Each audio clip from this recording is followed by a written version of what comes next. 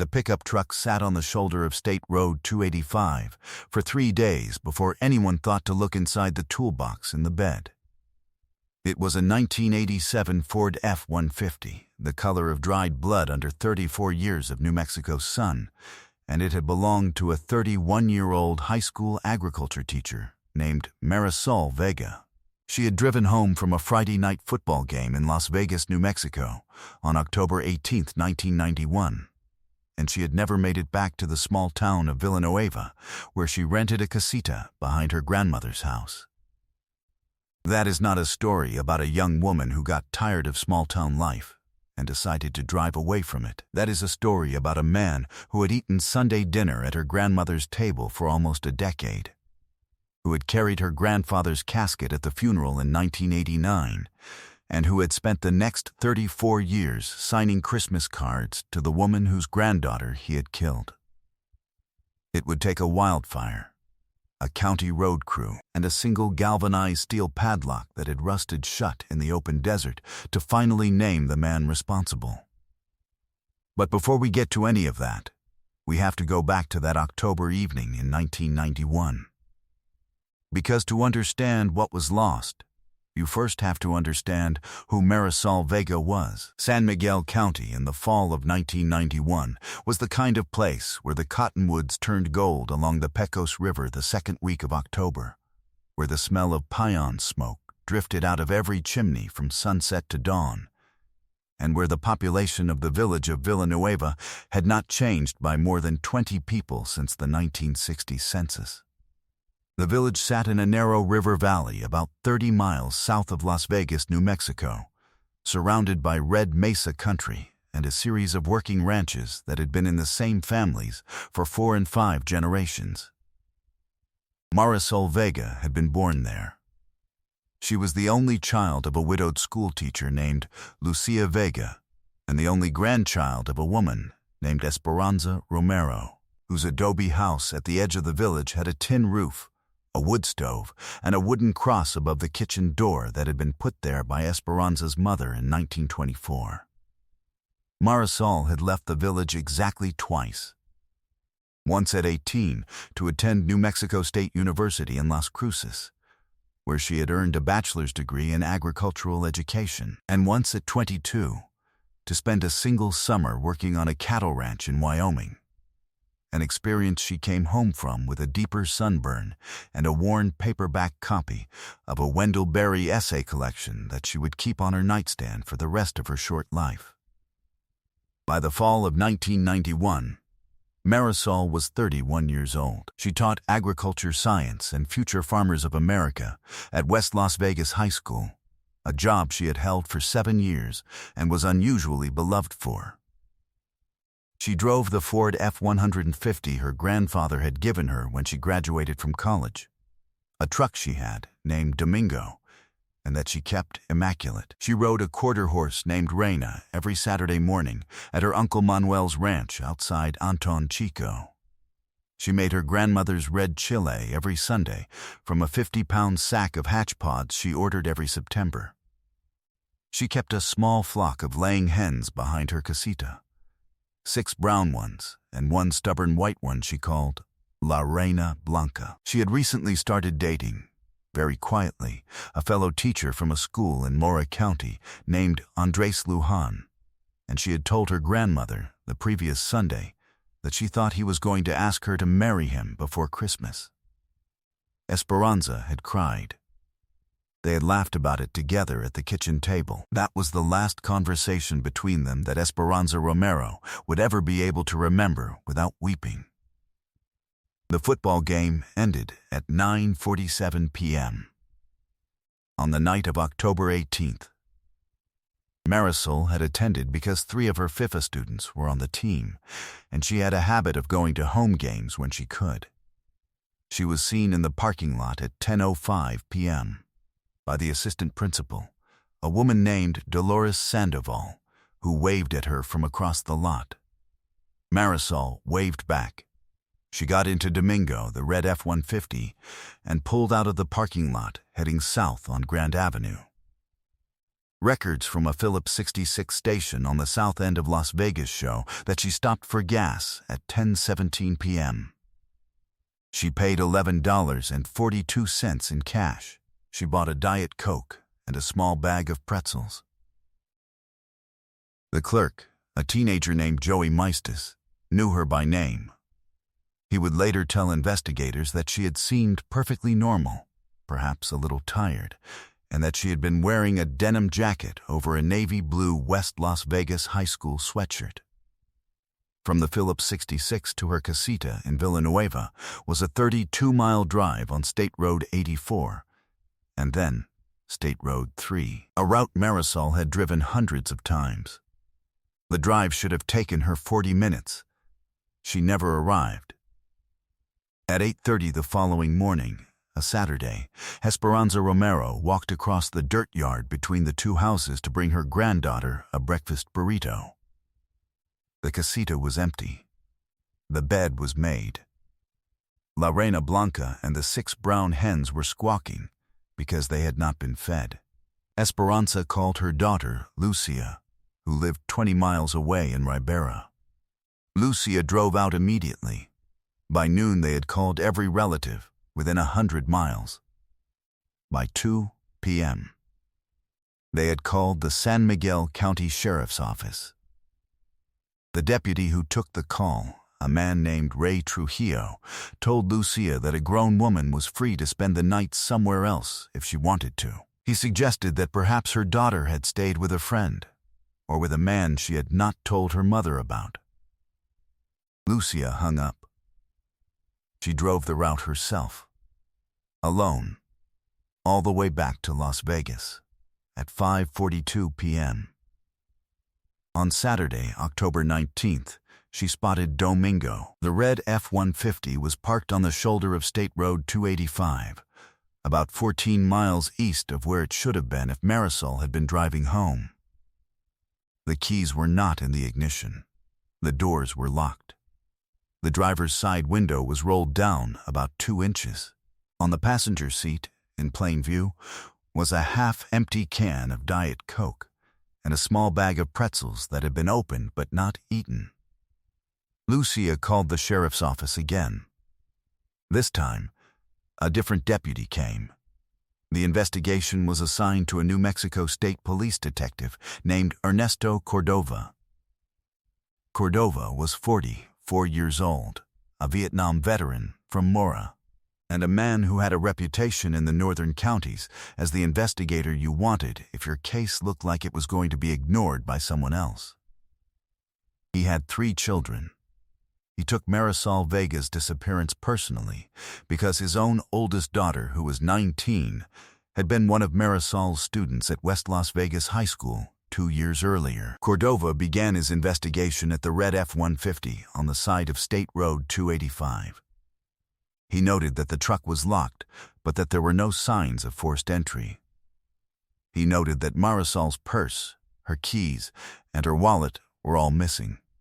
He noted that the truck had been left almost perfectly parked, with the wheels turned slightly toward the shoulder, as though Marisol had pulled over deliberately. He found no blood. He found no signs of a struggle. In the first 3 weeks, Cordova interviewed 71 people. He learned that Marisol had been quietly seeing Andres Lujan, the teacher from Mora County. Andres was 42, divorced, and shattered. He had been at a teachers' conference in Albuquerque the weekend Marisol disappeared, with 3 colleagues who confirmed his presence at every meal and every meeting. He was eliminated within 10 days. The other person Cordova considered was a former student of Marisol's named Eddie Roybal, a young man who had been expelled from West Las Vegas High in 1989 after a violent incident in a hallway, and who had been heard by 2 witnesses, making angry comments about Marisol at a bar in town the previous spring. Eddie Roybal had been in the El Paso County Jail in Texas on a separate matter from October 14th through October 22nd, 1991. He was eliminated within 2 weeks. The trail went cold. Cordova pushed his supervisor for a full forensic processing of the F-150.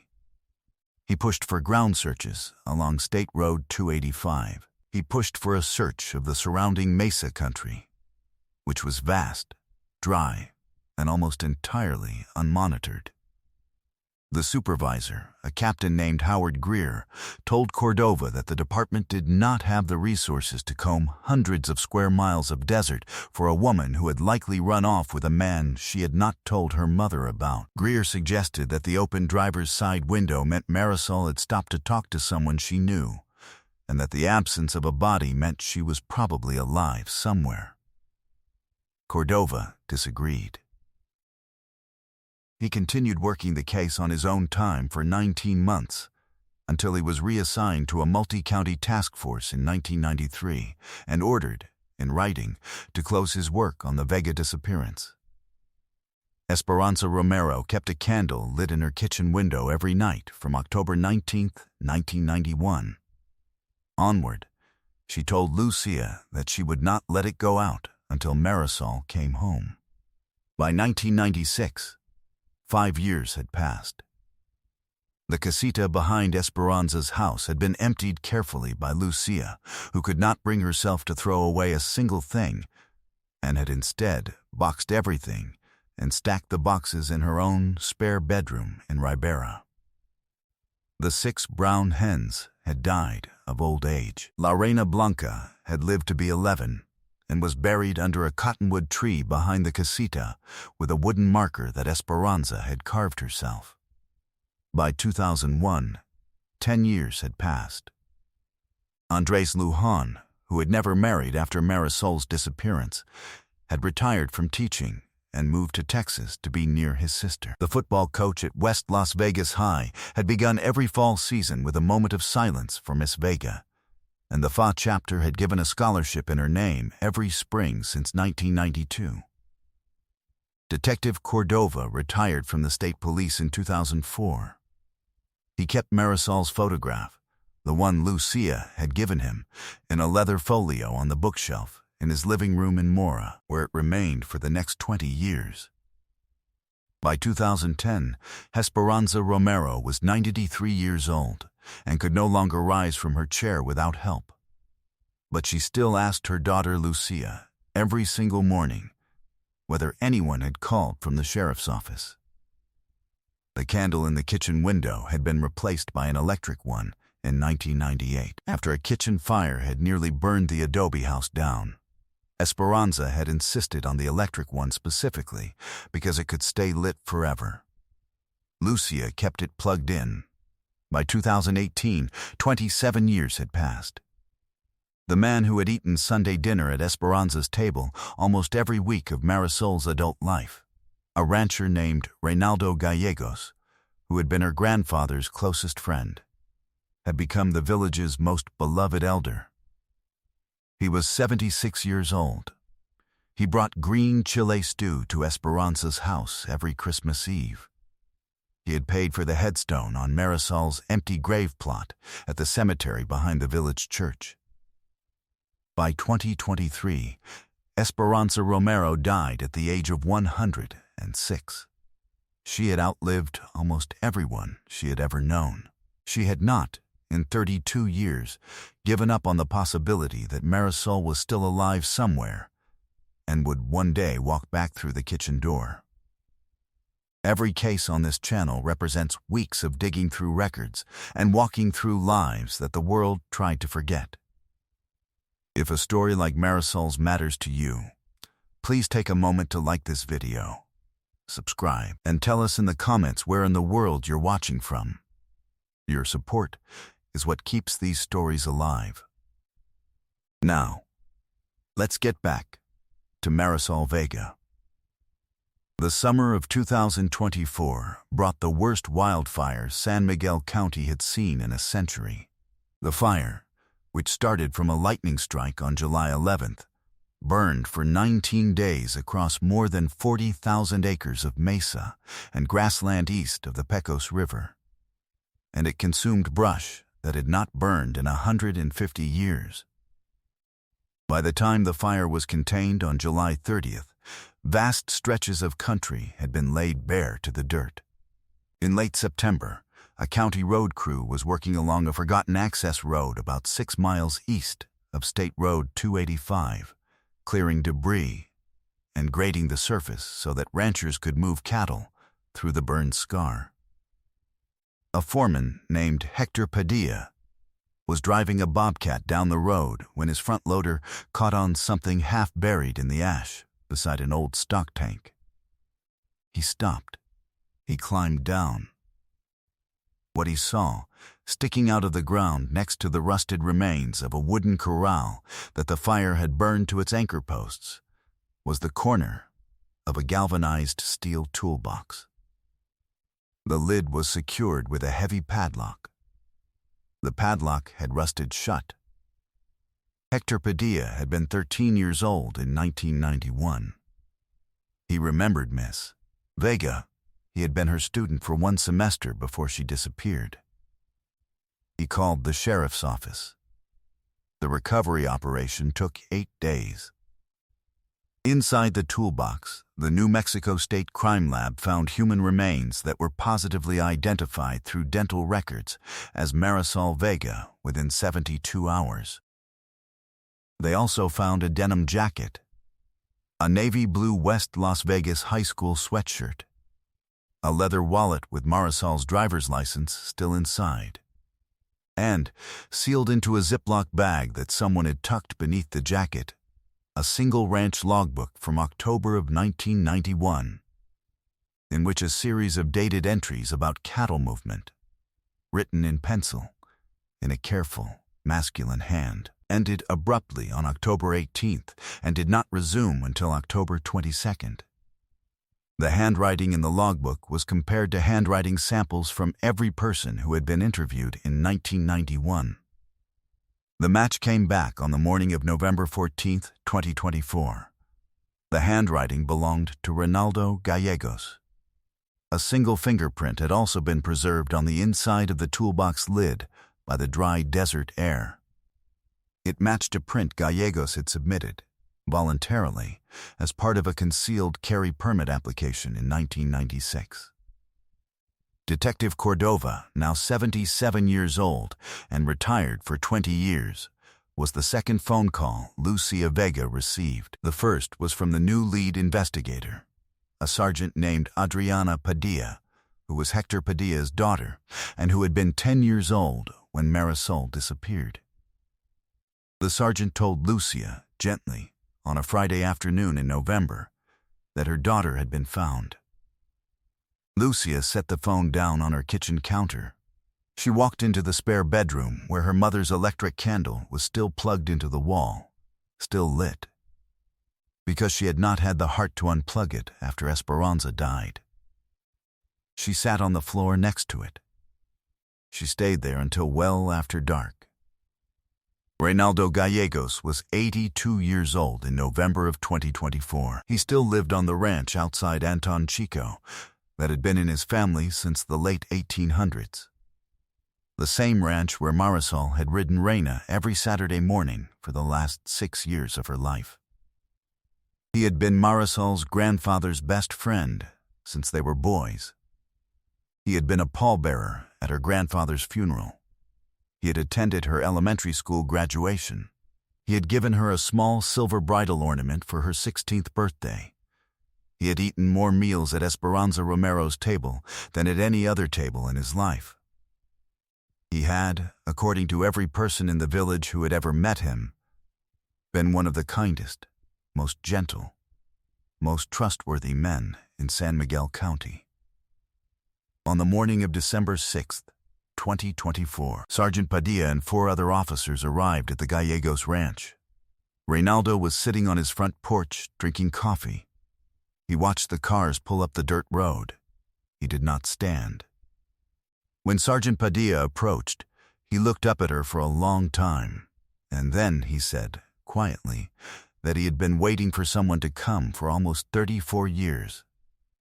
What he said next was recorded. He said he had passed Marisol's truck on the road that night because he had been driving back from a livestock auction in Wagon Mound. He said he had stopped because he saw her pulled over on the shoulder, the hood up, the engine ticking. He said she had been embarrassed because she did not know what was wrong with Domingo, the truck her grandfather had given her, and she had not wanted to call anyone. He said he had offered to drive her home. He said something happened on the way to her grandmother's house that he could not adequately explain. He said he remembered standing over her in a stock tank pasture in the dark with a tire iron in his hand, and remembering, in the same instant, every Sunday dinner he had ever eaten in Esperanza's kitchen, and understanding that he could not let it be known what he had done. He had put her in the toolbox in the back of his own pickup. He had driven her out to the stock tank. He had locked the padlock. He had buried the toolbox in a shallow hole next to the corral. He had gone home and washed up. He had eaten Sunday dinner at Esperanza's table 6 days later. He had carried green chili stew to her house every Christmas Eve for the next 33 years. Reynaldo Gallegos was charged with first-degree murder on December 18, 2024. He pleaded guilty in March of 2025 and was sentenced to life in the New Mexico Department of Corrections facility in Los Lunas. The village of Villanueva, which had loved him for 60 years, did not know what to do with the news.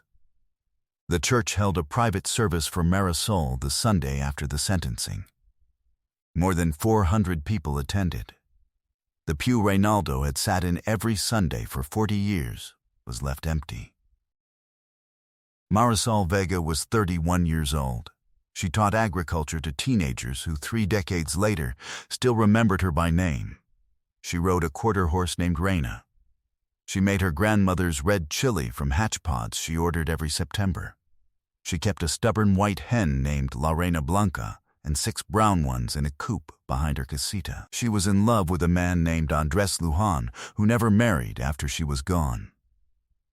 She had a future that belonged to her by right, and a man she had trusted her entire life took it from her, and then carried it as a secret to his front porch for the next 34 years. Lucia Vega, now 78 years old, was present at the sentencing in Santa Fe.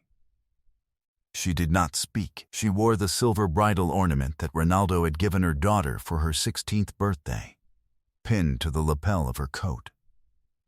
She would later tell a reporter from the Las Vegas Optic, in the only interview she gave, that the worst part of the resolution was not learning who had done it. The worst part was understanding that her mother, Esperanza, who had died believing her granddaughter might still come home, had spent her last 32 years welcoming her granddaughter's killer to Christmas Eve dinner. The electric candle in Esperanza's kitchen window in Villanueva is still plugged in. Lucia has decided that she will leave it that way for the rest of her own life. There is a question worth sitting with at the end of a story like this one. How many other Reynaldo Gallegosis are still alive, still trusted, still carrying green chili stew across yards on Christmas Eve to the families of the people they took? What does it mean for a community when the person it loved most was the person it should have feared? And what do we owe to the families who waited 34 years, not for justice, but simply to know? Justice came for Marisol Vega after 34 years. Stories like hers remind us that truth, however slow, however deeply trusted the hands that buried it, always finds its way back to the surface. If you believe that too, subscribe so you don't miss the next case. More solved cold cases are waiting in the description below. Thank you for being here. Thank you for remembering Marisol.